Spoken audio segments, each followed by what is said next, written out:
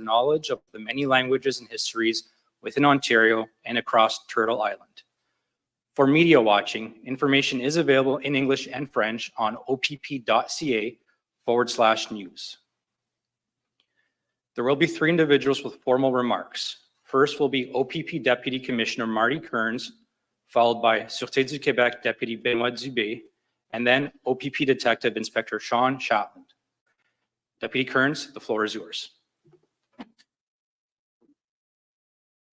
Thank you, Sergeant.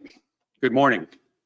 Thank you to everyone joining us to recognize the outstanding investigative efforts showcased in today's important announcement.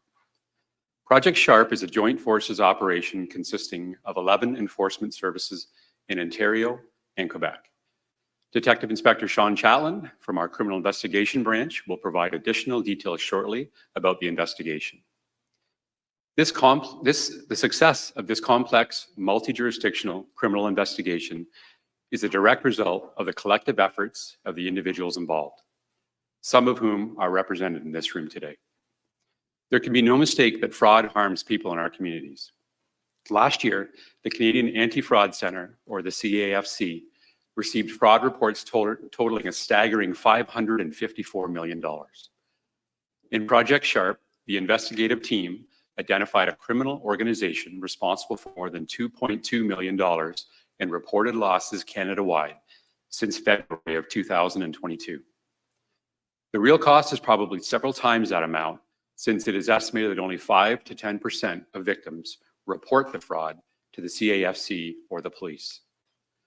The victims in this case were contacted by members of an organized crime group who initiated a fraud commonly known as the emergency grandparent scam. This organized criminal group targeted seniors with landlines, exploiting their emotions. Victims were led to believe they were speaking with a distressed loved one who urgently required funds for bail, legal fees, or other fictitious expenses. Victims were coerced through manipulative tactics to make payments and were further isolated by the threat of a gag order to silence any discussion of the situation. In some cases, the victims were aggressively threatened if they did not agree to pay the amount.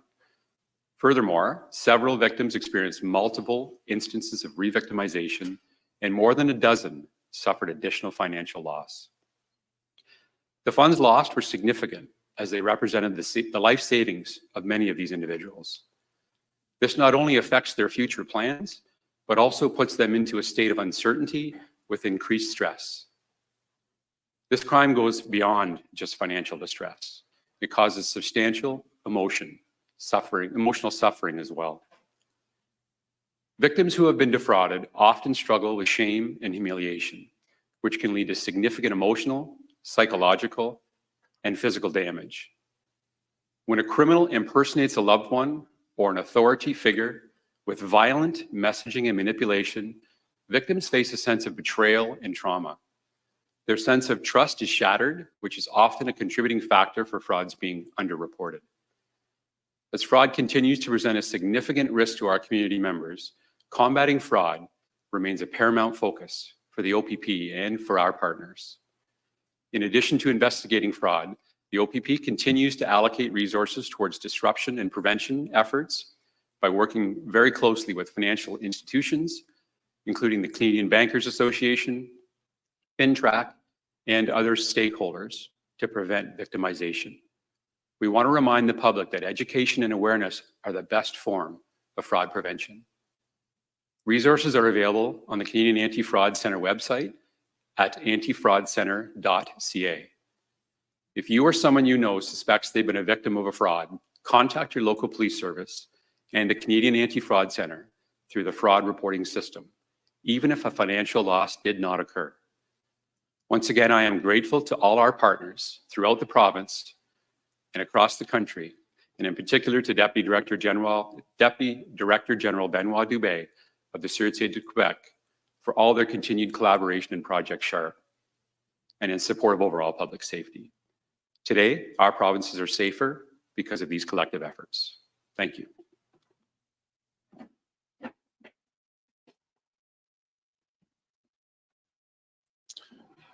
Bonjour tout le monde. Good morning, everyone. I am Deputy Director General Benoit Dubé of the Sûreté du Québec. First of all, I would like to thank my colleagues for their close cooperation throughout the Project Sharp. We are proud to have contributed, along with our partners from Ontario and Quebec, to the dismantling of this organized crime group specialized in fraud that has claimed numerous victims across the country. In Quebec, as in the rest of Canada, there has been a significant increase in the reporting of economic and financial crime over the last 5 years. It is important to understand that these crimes can have major impact on victims, not only financially, but also emotionally and sometimes even physically. The result of the Project Sharp showed that by working together, law enforcement agencies can effectively combat this type of transnational activity carried out by organized crime groups. Added to the challenge of their interprovincial and even international aspect of these fraud is the sophistication of the scam. The availability of technology increase the capacity of criminal network and facilitate the commission of these crimes. However, we are confident in our ability to investigate them and bring the suspect to justice. In fact, in view of the growing importance of this type of investigation, the Quebec Provincial Police strengthened its capacity to act a year ago by creating the Financial Crime and Cybercrime Investigation Division, which bring together specialized units in these fields. This new structure enables us to improve our collaboration with national and international partners. Fighting frauds require a global approach, and cooperation is essential to our success. That's why we need to work closely with all organizations that are concerned by these crimes that can help prevent them, whether they are public, such as healthcare provider, or private, such as financial institution. Combining law enforcement effort with prevention and education initiative is also essential to prevent further victimization. In this regard, I'd like to take this opportunity to remind people that it is crucial to resist to the pressure to act quickly when receiving a call or a message asking for money or personal information, and to take the time to verify the validity of the story being presented to you. There are several sources of information that can help you detect these fraud attempts. If you or someone you know is a victim of fraud, it's important to report it to your local police department. Finally, I'd like to express again my sincere appreciation to my colleagues for their collaboration in achieving our common mission, and to remind those to fraudsters network that we will spare no effort to stop the unacceptable abuse they commit and to prevent others from becoming victims. Thank you.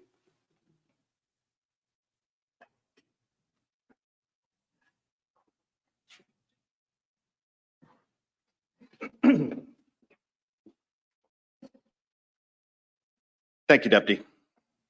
I'm Detective Inspector Sean Chatlin with the OPP's Criminal Investigations Branch. Before I get into the investigative details of Project Sharp, I urge everyone listening to think of the hundreds and likely thousands of victims in this case. Though the numbers I will share are staggering, the impact on each of these victims is more so. They are more than a number. They represent people in our lives who were vulnerable to predators. If you follow these proceedings, you will understand why police officers from across the country were motivated to take action. This investigation is far more than fraud. This organized crime group affected victims right across Canada in a manner that will be both mentally and financially life-altering for many. We urge you to share this information with loved ones and the community at large in the hopes that we can learn from these events and prevent further victimization. I would like to remind the public that legitimate police officers will never come to your house or call you demanding money. Project Sharp began in September of 2022 when the OPP's Anti-Racket Branch and Serious Fraud Office initiated an intelligence probe into an organized crime group involved in fraud. By February of 2023, the probe was formalized as a joint forces operation consisting of police services across Ontario and Quebec, led by the OPP's Criminal Investigation Branch. This organized crime group demonstrated a deliberate and methodical approach in exploiting victims. They operated out of Ontario and Quebec, utilizing emergency grandparent scams on victims across Canada. They would impersonate police officers, judges, lawyers, and loved ones, preying on grandparents who believed they were trying to help family members in trouble. They undermined our entire criminal justice system. They targeted people with landline telephones, and in most instances, they utilized money mules or couriers to collect large amounts of money from the victims.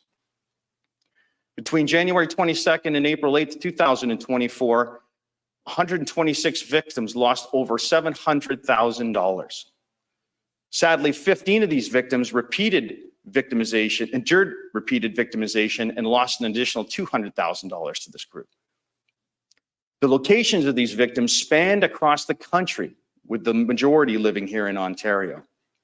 However, I'm happy to say that our investigators collaborated closely with both financial institutions and the Canadian Bankers Association to present and recover more than $500,000 in losses from other victims.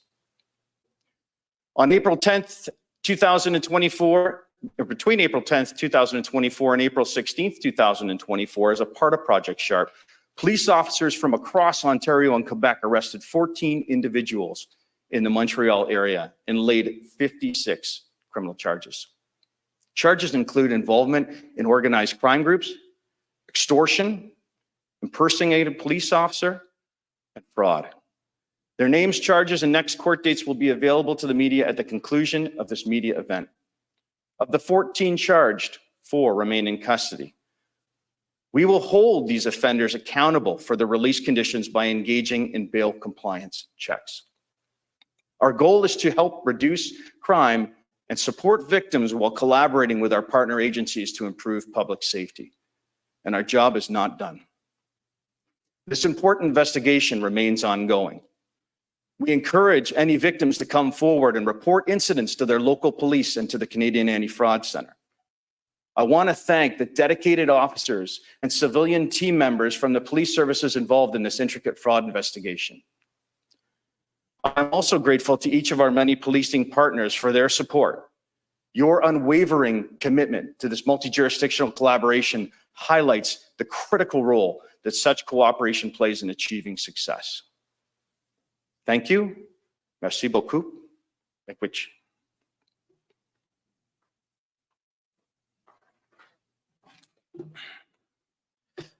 This concludes the formal portion of this media conference. At this time, members of the media are invited to ask questions to our panelists. Please include your name and media outlet in your question. Does anyone have any questions? Avez-vous des questions? Bonjour, Jérémy Bergeron pour Radio-Canada. Est-ce que, M. Dubé, vous êtes le seul qui parle français autour de la table? Oui, parfait. Peut-être nous expliquer un peu le modus operandi de ces crimes-là et qu'est-ce que vous pensez de s'en prendre à une population vulnérable comme celle-là? Bien, pour la première partie de ta question, c'est certain qu'on trouve que c'est un crime qui s'attaque aux personnes vulnérables. C'est un crime qui est inacceptable. C'est un crime qui cause des dommages au niveau, comme on disait, de façon émotionnelle, mais aussi ça peut aller jusque physiquement. Puis on sait qu'on s'attaque aux finances de gens qui ont travaillé toute leur vie. Donc, le modus operandi, on parle de gens qui âgés entre 24 et 34 ans, qui avaient débuté, qui demeuraient au début en Ontario pour déménager dans la région de Montréal, et qui, via la fraude grands-parents qu'on peut appeler, là, qui faisaient des appels téléphoniques, prétendaient soit être des avocats, soit être des juges, soit être des policiers. Et à partir de ce moment-là, utilisaient que le petit enfant de la personne, de la grand-mère ou grand-père, avait des problèmes, souvent au niveau d'une arrestation, et ils devaient leur fournir de l'argent. Les montants d'argent étaient variables. À partir de ce moment-là, il y avait une façon soit par des mules, soit par courrier, soit par transfert direct, d'envoyer de l'argent au crime, à cette structure de crime organisé. Puis on a eu au-dessus de 126 victimes à travers le Canada, principalement en Ontario.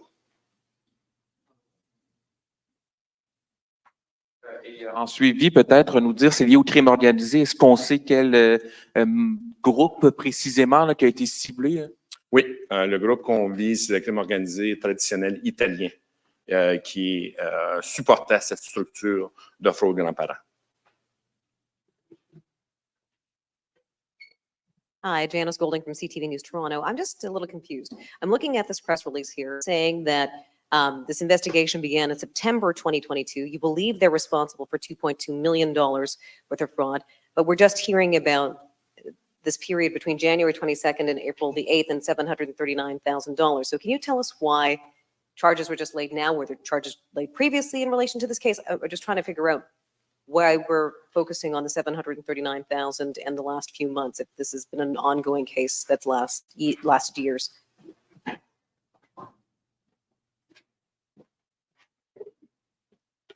Yes, thank you very much for the question. This was an extremely organized crime group, and the investigative team began the intelligence probe back in September of 2022. And it took us a significant period of time to really understand this group, to understand how they operated, to even just to identify them. And so that was the period of delay. Once we were able to identify this group, we moved to a criminal investigation immediately. And those are the numbers that you're seeing for the second part. And so I'm just trying to determine also, how did you arrive upon $2.2 million versus the $739,000? Because if you connected the $739,000 to these 126 people, where is the rest of the money? Yeah, it's a very difficult question, and the reason for that is the deputy quite accurately pointed out, is that fraud is massively underreported. A lot of that has to do with victimization, with victim blaming, and people just feeling deceived. It's the nature of fraud. It's massively underreported, and we estimate that perhaps 5 to 10% of fraud is reported to the police ultimately. Guessing at the 2.2, is that a guesstimate? That's what we've been able to establish, but we suspect it's probably larger than that. Is it tied to any one group in particular? Is it a new group? Is it tied to organized crime groups that you know of? Is it individuals? How do you characterize the organized crime? The organized crime aspect of this, I would say, was new to us. These individuals were not familiar to us, meaning the Ontario Provincial Police here in Ontario. So again, I think that goes back to the previous point there, that it took us a long time to understand who these people were, how did they operate, how was this crime being facilitated. It took us a significant period of time to understand all that. And determining specific community groups, or is it across all different sort of ethnicities, sort of community groups? Is there any one group that's being targeted more than any others? Anybody that had money right across Canada. And especially in this case, the disturbing part was the nature of how they were defrauded. But anybody that had money right across Canada, as targeting in this case, seniors and vulnerable people. Can you give sort of a specific example of how it would have worked, how the person would have gotten the call and how it would have sort of played out from the first phone call to how it went? Well, some of it will form the basis of the information before the courts, and I encourage you to follow along, because it is devastating in many cases, as you can tell by the criminal charges that have been laid. We're talking about extortion charges. We're talking about violence and threats of violence. So I would encourage you to follow along with those proceedings and get that information out. I think it's important to the community to know. Yes. Yeah. Hi, Matt Carty with 640 Toronto. Can you speak to the amount of research that these suspects put in here? I mean, you mentioned in some cases they thought they were speaking with family members. How did they obtain that information? Was it a matter of going through social media? I mean, are there lessons to be learned on that front? So we'll just leave it to one follow-up question after the first question, okay? Sorry, can you just repeat the question one more time? Can you just speak to the amount of research that maybe these suspects put in? It's mentioned that they thought the victims were speaking to actual family members who were in trouble. So where did they go to get that information to know that it was a female family member? Perhaps they knew names, they knew pertinent information. Is it through social media? And are there lessons to be learned on that front? I would say that they were able to identify victims based on publicly available information on the internet. So I think it's an opportunity to remind everybody to be conscious of what is out there and what is publicly available. And I'll leave it at that.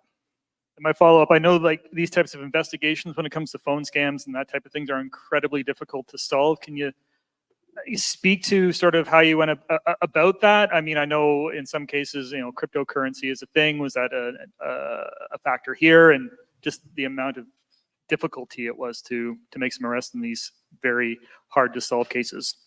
Yeah, it was incredibly challenging. The investigative team in this, I was lucky to probably lead, I think, the finest investigative team that I've ever been a part of. And in this particular case, they did not give up. They did not quit. They kept moving forward. And I think really important in this investigation specifically is the amount of cooperation that we received from all of our partners, not just on the JFO, but on the entire policing sector right across the country. We relied on agencies right across Canada to assist us in this investigation. And I think moving forward, hopefully we continue that approach because it seems to have been quite successful in this case. Good morning. Courtney Hales with CB24. Can you speak to how the suspects would identify the vulnerable individuals, knowing that they were older, they had access to a landline phone, and you mentioned knowing they had access to cash? So that's exactly it. Actually, you mentioned it. They focused on people that had landline phones in their homes. And typically now in our society, that happens to be mostly people that are seniors.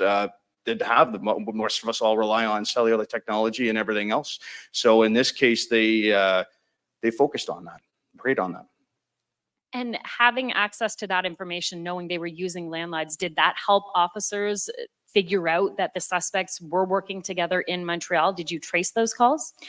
Yeah, we did. And obviously I can't get too much into it because it's an ongoing criminal investigation, but yes. We'll take one last question.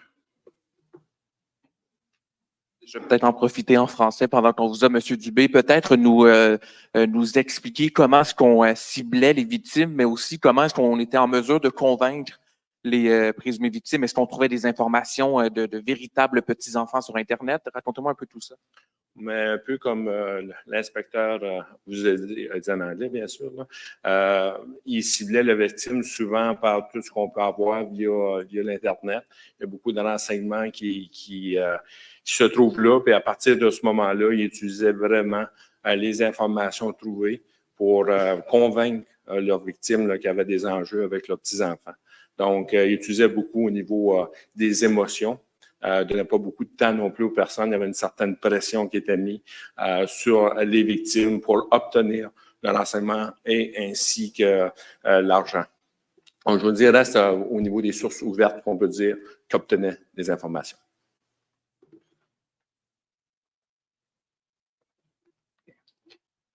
Merci beaucoup. So this concludes our formal media event for Project Sharp. We will begin our in-person one-on-one interviews and follow with our virtual interviews. Thank you. Merci. Miigwech.